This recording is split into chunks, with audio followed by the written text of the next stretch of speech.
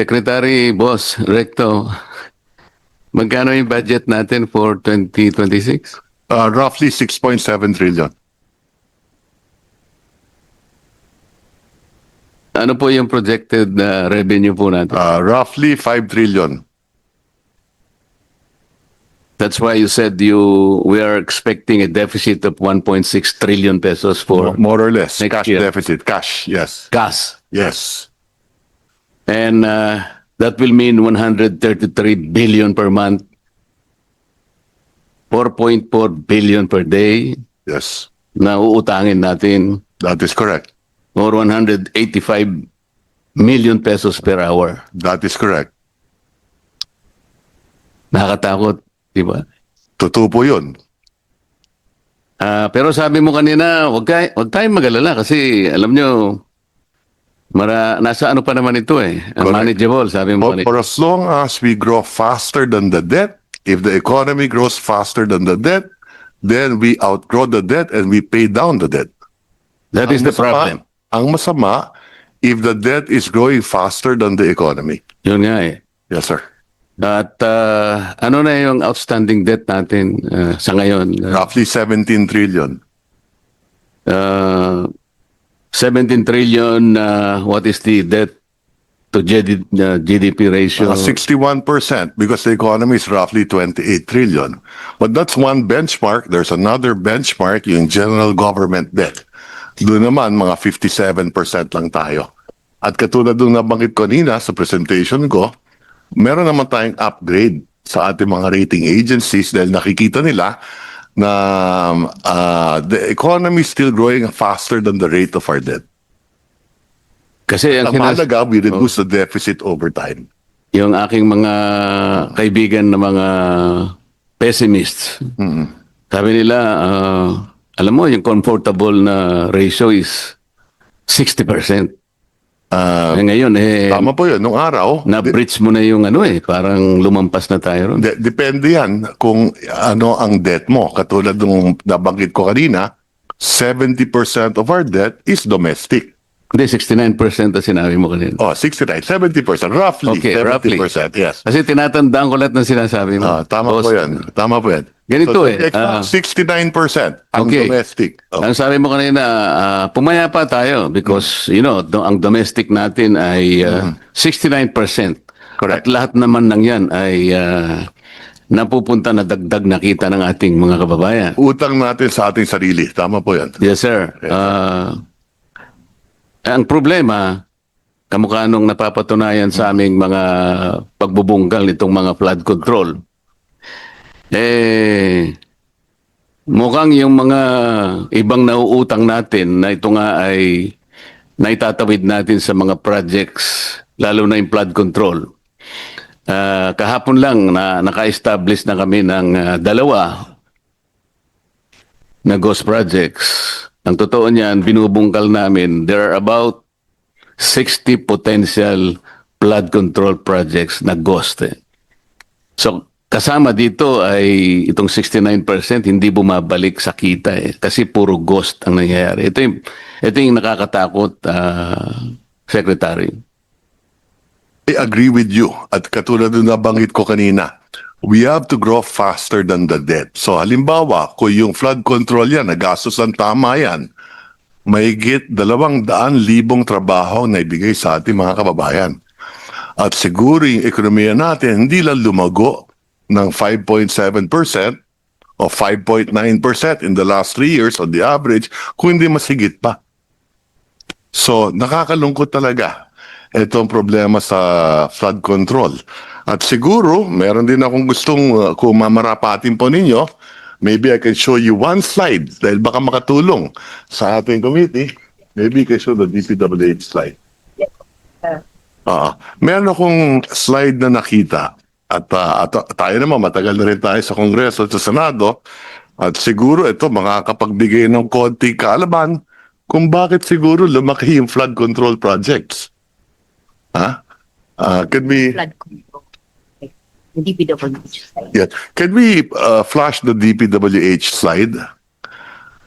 Sana, ito makatulong ito. Kung titignan ninyo, itong slide na to. condition of Philippine road network. Tingnan nyo yung October to 16, 2024. Yung national road natin, kung titignan ninyo, total kilometers, Sa flood 35,000. control na lang kasi flood control lang sinasabi. Hindi, precisely my point. Tignan ninyo, national road, 99.1% tapos na. Tignan yung national bridges, 99.9% tapos na. So kung tapos na lahat ito, pero kita mo yung local roads, yan ang may malaking problema. So nangyari, linipat, kasi gawa na yung mga national road, napunta sa flood control as part of the core mandate ng DPWH. Kaya kung akong tatanungin, kulang tayo sa classroom, kulang tayo sa hospital, kulang tayo sa local roads. So siguro, at siguro kulang na rin tayo sa national. Baka kailangan dagdagan din natin yung national road. Pero wala akong nakikitang data tungkol sa flood control. Opo. Salamat po sa karagdagang karunungan, Secretary. Salamat po. Babalikan po natin yan kasi Opo. pagdating na ng pagtatanong ko kay Secretary ng TBM, madadaanan natin yan. Opo. Yun pong 6.7 trillion na budget, ilang porsyento po yun ng ating projected GDP? About 22.5%. Yeah. Roughly, 7.5. Thereabouts, no? Where is it? Ito yung disbursement. 22%? 22%. Where is it? Oh, this is 21.5? the disbursement, 22%. Yeah. That's 22%. Yes. Yeah. The disbursement is 21.5. And what is our projected GDP? About 30 trillion. 30 30 trillion, more or less, yes. So we need to grow by how much in order to achieve this? If the deficit will grow by 5.5% this year and the economy grows by, in real terms, by 5.5%, then equal lang. If the But we need to overtake, That's correct. kasi dapat mas mabilis ang growth Correct. natin sa economy. Correct. So what should be the growth, So, ideally? halimbawa, correct. So today, we expect the economy nominally to grow roughly about 7.5% to 8%, nominally including inflation, and the debt will increase by about 5.5%. Another way of looking at it, halimbawa, if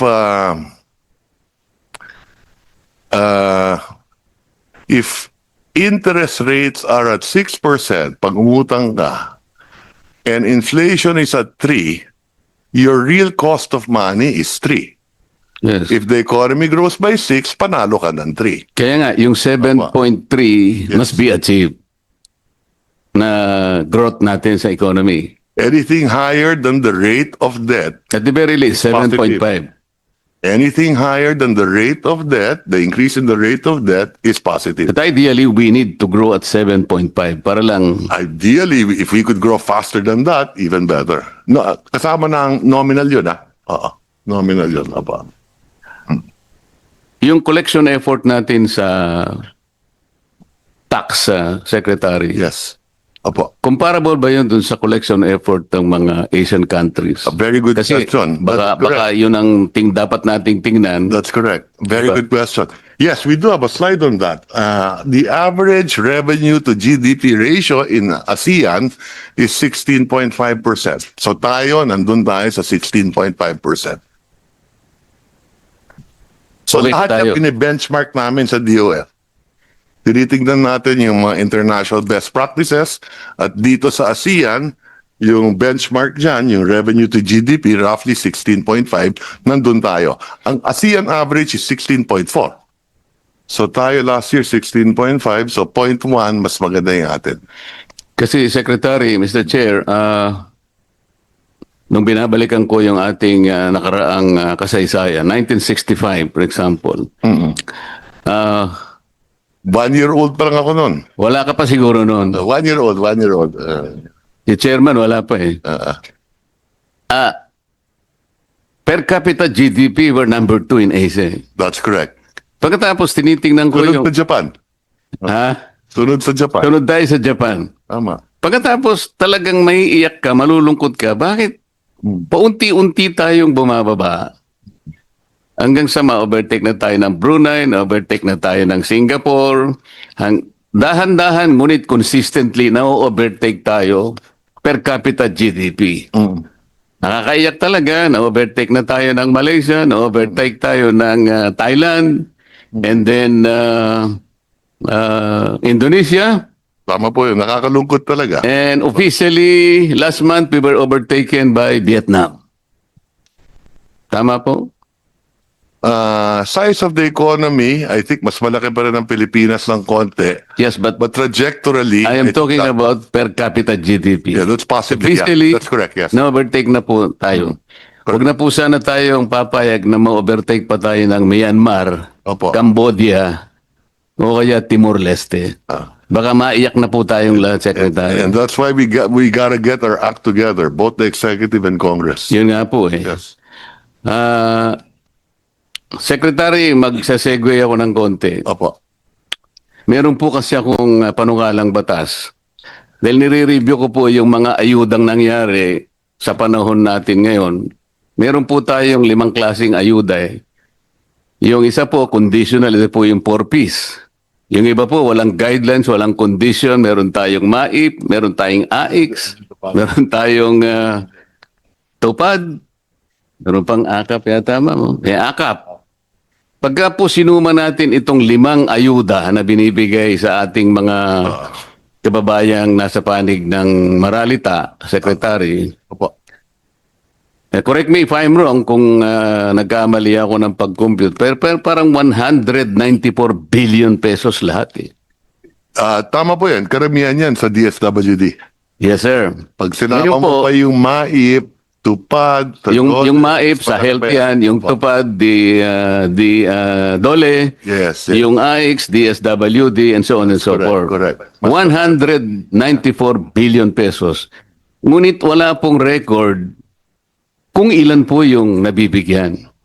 Kasi naghanap po ako, nagtatanong-tanong, talagang hindi ko po ma-ascertain. Kung talagang yung 5 ayuda na yon ay napunta dun sa talagang dapat kapuntahan. Yeah. Ang iniisip ko po kasi, yung pinakamahirap nating segment sa population, numbering about 5.5 million households, or about 25 million to 27 million poor Filipinos. Sa estimate ko po, itong 5 na ito, na kung ito'y naibigay talaga sa talagang targeted na sector, baka naging maligaya naman siguro. Pero dahil nga walang datos, kung talagang naibigay o hindi, nagpasya po ako na gumawa ng isang medyo may pagka-radical, pero baka practical, baka sumang-ayon naman po kayo. Ang akin pong naisip, nakita ko po kasi yung napakataas po na presyo ng kuryente sa ating bansa. Naisip ko, Mr. Secretary, na imbes na ayuda na lang ibigay natin na wala namang datos kung na ito'y naibibigay sa about 25 to 27 million Filipinos, hindi ba maganda ka kung sabihin ko na lahat ng kumukonsumo ng elektrisidad, let's say 200 to 234 kilowatt hours, ilibre na po natin yun. Kasi po, pag kinuwenta ninyo yun, that will only be 120 billion pesos. Makakatipid pa po tayo ng about 74 billion. Subsidy. Ito sigurado pong nasa kanila, direkta na nating may bibigay. Kesa naman sa kolektahin po natin, pagkatapos ipamimigay bilang ayuda, wala namang guidelines, Libre. hindi po ba practical yun? Yeah. Ang pagkaalam ko, meron pong data ang DSWD kung ilan yung natutulungan ng 4Ps.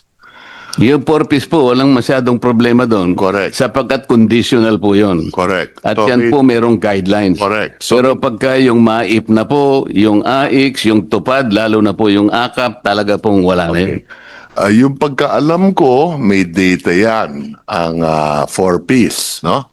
Ang pagkaalam ko, kung talagang titignan nila na mabuti, meron din data ang DSWD sa AIX. So, meron pong data sa papel. Pero pag nagtanong po kayo on the ground, sapagkat lalong-lalo na po nung panahon ng eleksyon na po ako'y nagtatanong, Oo. talagang sinusuyod ko. Kung minsan po ang audience is about 40,000 to 50,000 people, talaga pong tatanungin ko, sino po ang nakatanggap? Wala pong sumasagot eh. So, kailangan pong ma-check. Kaya ko nasabi na mas mabuti pa yata, mas practical, Oh. na ibigay na lang natin na parang subsidy sa kanila, siguradong mapupunta sa kanila, walang corruption, wala pang magpapasikat na politiko na akala mo galing sa kanila. Ang alam ko rin, doon sa Lifeline subsidy, meron tayong pagka below 100 kilowatt hours ang gamit mo, Hindi po, Meron- 20 kilowatt hours lang ang nasa lifeline po. ulitin ko lang. Hindi po 120. Yeah, ulitin ko lang. Pagka 71 to 100 kilowatt hours, may diskwento ng 20%. Pag 0 to 20 kilowatt hours, 100% libre.